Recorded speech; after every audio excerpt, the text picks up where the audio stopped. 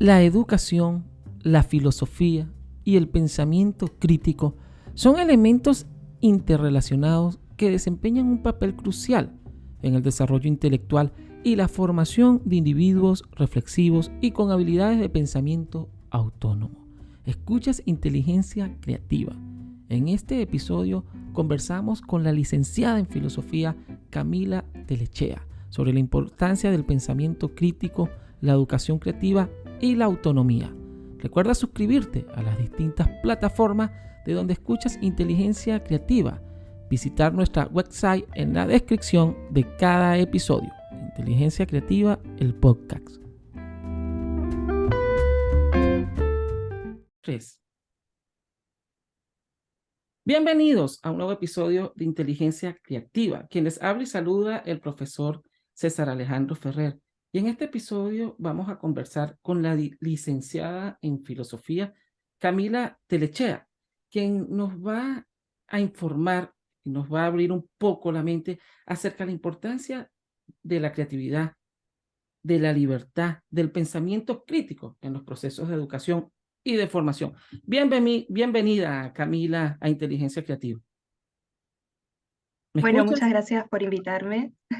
Sí. Muchas gracias por invitarme. Estoy muy contenta de estar acá y poder compartir un poco de conocimientos y aprendizajes que he tenido en mi experiencia y que espero puedan ser de utilidad para seguir pensando y creando.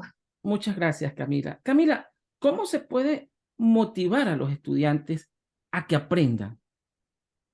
Bueno, ese es un tema que es muy polémico dentro de la educación, porque uno siempre busca como estrategias para hacerlo.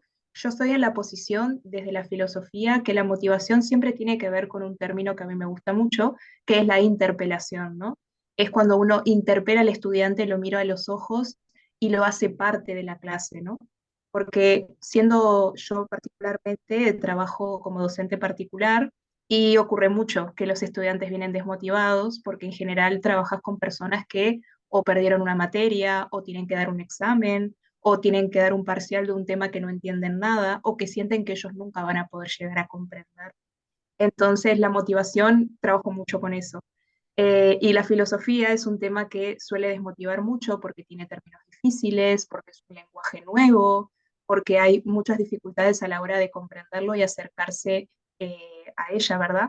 Entonces yo siempre les digo, bueno, vamos a poder ver paso a paso los temas para que vos sientas que vos podés comprenderlo. Y cuando ellos sienten que está dentro de sus capacidades, ahí se motivan un montón y se empiezan incluso ellos mismos a hacer preguntas.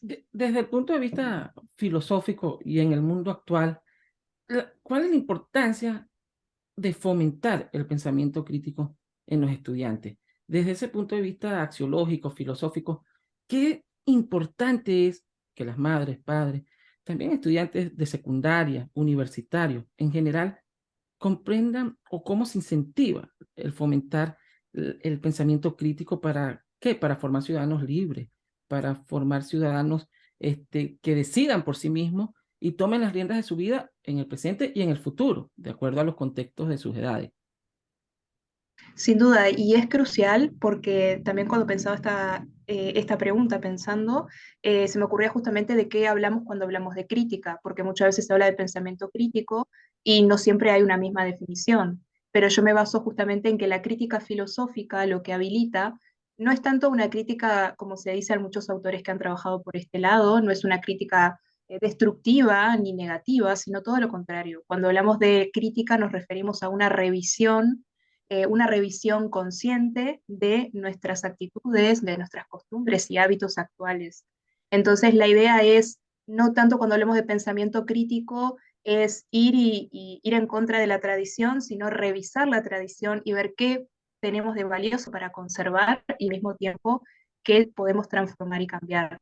Y en el caso de yo trabajo particularmente con jóvenes y adultos en particular, y es muy importante porque hay veces que uno vive mucho en automático y ellos automatizan mucho sus prácticas y al trabajar con futuros docentes y al decirles, mira, la filosofía te sirve para pensar cómo estás planificando y por qué estás planificando así y cómo afecta a la hora de transmitir conocimientos y construirlos en conjunto. Así que me parece crucial y esto que mencionabas para tomar las riendas de nuestra vida, sabernos libres, más allá de los condicionamientos y circunstancias y sociales que todos tenemos, pero sabernos que a pesar de ese condicionamiento podemos tomar decisiones y como diría una autora que a mí me gusta mucho, Adela Cortina, es formar un carácter virtuoso para poder alcanzar una vida buena que cada uno aspire siempre y cuando no perjudique a la otra persona, porque vivimos en sociedad y convivir.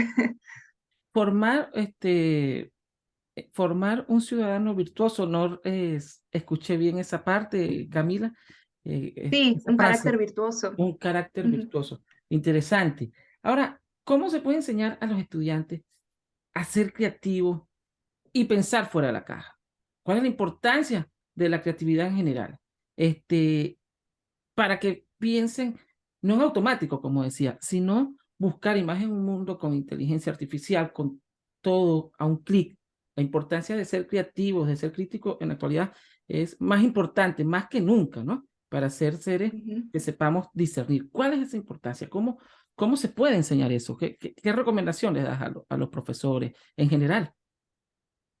Yo creo que una de las recomendaciones, y que también desde la filosofía se trabaja mucho, es para la creatividad no hay que perder de vista el asombro, ¿no? Que ese es el primer paso para filosofar o para pensar el mundo. Si uno se mantiene indiferente frente a la realidad que lo rodea, porque a veces, como bien habías dicho, vivimos en un mundo hipertecnologizado, donde muchas veces no nos asombra nada, es como que ya está todo calculado, ya está todo naturalizado, y la filosofía, me gusta una frase que es como viene a poner entre comillas el mundo, ¿verdad?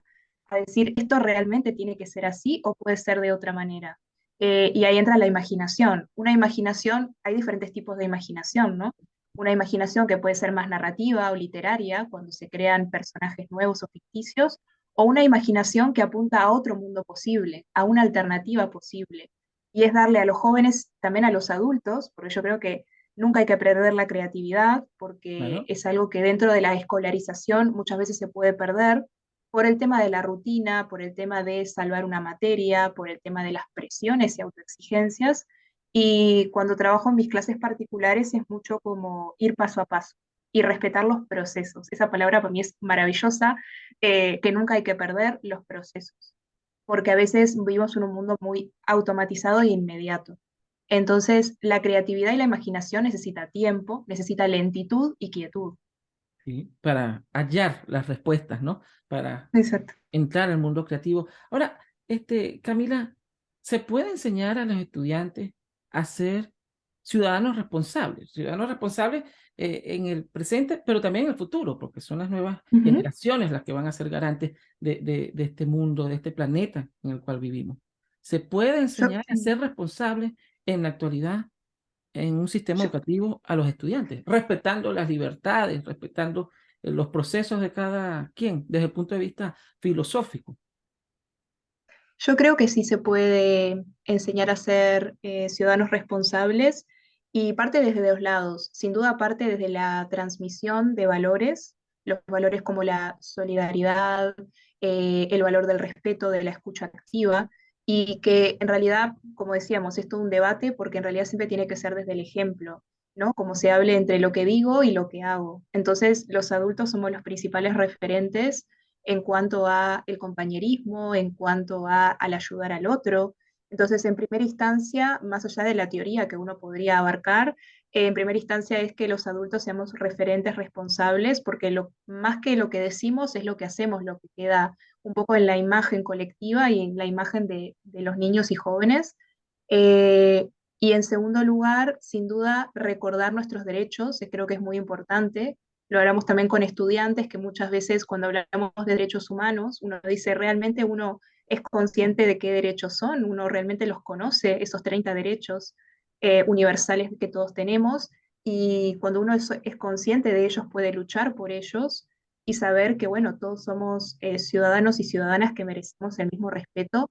Y otra palabra que me gusta mucho, que merecemos ser reconocidos en nuestra dignidad, ¿no? Muy bien, y bueno, la importancia de predicar con el ejemplo, como decías, ¿no?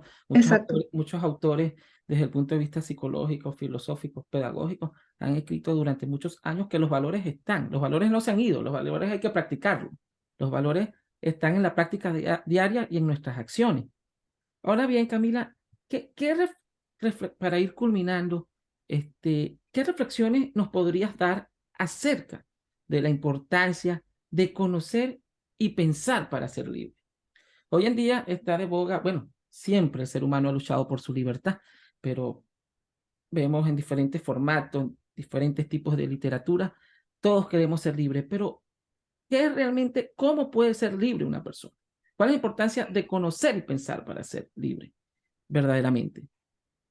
Yo creo que el punto de partida es pensar que la libertad siempre va a estar condicionada, lo cual no quiere decir que nos pongamos, nos vamos a decepcionar por eso, pero Ajá. creo que está bueno porque si no buscamos una libertad idealizada, utópica, que nunca vamos a conseguir. Obviamente siempre apuntamos a un mayor grado de libertad, pero siempre pensando dentro de las circunstancias y que siempre estamos condicionados, pero no determinados, eso es importante, por nuestras circunstancias. Entonces, en primer lugar, eso, que la libertad es condicionada y al mismo tiempo en cuanto a la libertad de pensamiento, ¿no? Que fue como, podemos decir, que se empezó a trabajar muchísimo a partir de la modernidad, ¿no? A partir del siglo XVII y XVIII, cuando decimos, bueno, queremos apuntar a una autonomía, ese concepto que es tan importante y en relación a la libertad de pensamiento y de expresión, y apuntar a decir, hay una idea que me gusta mucho, que es, si yo no pienso, acerca de mí, de mis circunstancias, alguien más lo va a hacer por mí y va a dirigir mi vida. Entonces, ¿qué mejor que hacernos dueños de nuestra propia vida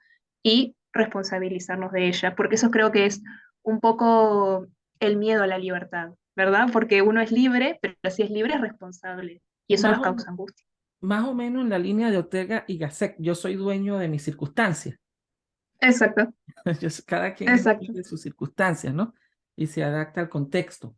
Bien, Camila, les recuerdo suscribirse a las distintas plataformas de inteligencia creativa, visitar nuestra website en la descripción de cada episodio y para contactar a la licenciada en filosofía Camila, también en nuestra descripción vamos a dejar sus enlaces. Gracias por aclararnos dudas desde el punto de vista filosófico y de la importancia de la creatividad, del pensar y conocer para ser más libres, Camila. Muchas gracias por participar. Tu despedida para nuestra audiencia. Bueno, muchas gracias. Estoy muy contenta de haber participado y bueno, siempre estoy a las órdenes para seguir fomentando el pensamiento crítico, la creatividad y siempre apostar a que podemos vivir en un mundo mejor. Los esperamos en el próximo episodio. Quien les habló, César Alejandro Ferrer. Inteligencia Creativa, el podcast. Hasta el próximo